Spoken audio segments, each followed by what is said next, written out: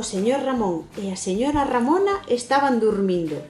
De pronto, algo extraño sobresaltou a señora Ramona. Era un ruído pequechiño, pequechiño, que viña da cociña. Ric, ric, ric, ric.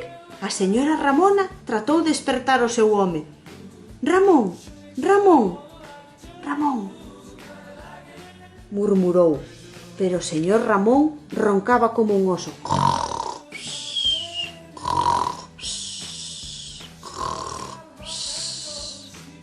Ric, ric, ric.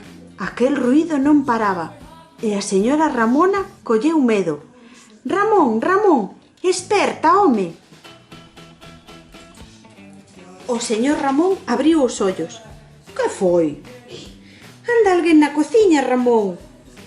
O señor Ramón e a señora Ramona erguéronse sen facer ruído. Amodiño, nas puntas dos pés, foron polo longo corredor que levaba á cociña. O señor Ramón parou e dixo: Ramona, ese na cociña hai un gato xigante. Que cousas tes, Ramón? Os gatos non fan ric, ric, ric, fan miau, miau, miau. Ric, ric, ric. O señor Ramón e a señora Ramona seguiron andando polo corredor.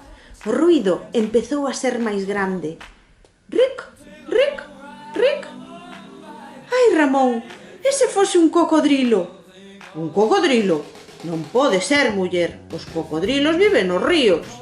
O señor Ramón avanzaba devagariño cos ollos ben abertos.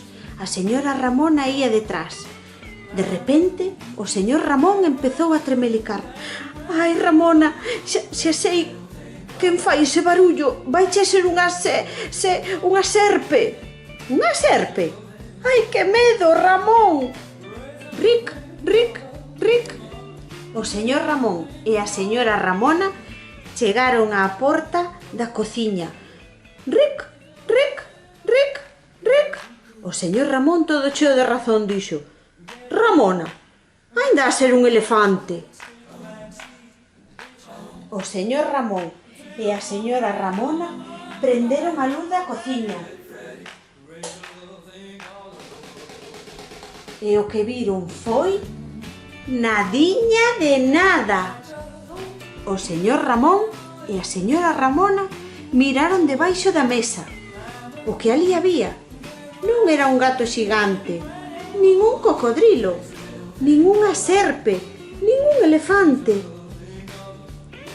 Só era un ratiño que estaba a rillar un queixo.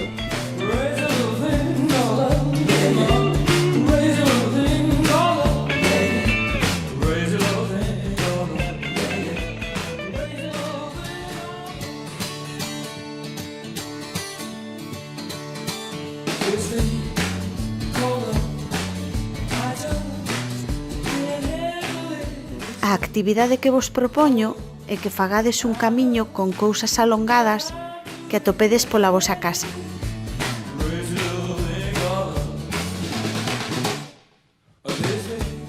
Ese camiño debe rematar no voso escondite favorito.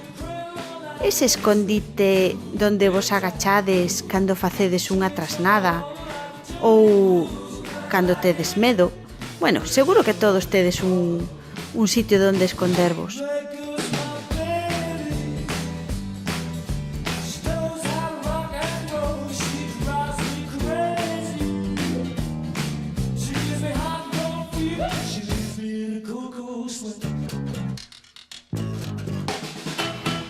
O meu escondite favorito é debaixo da mesa da cociña.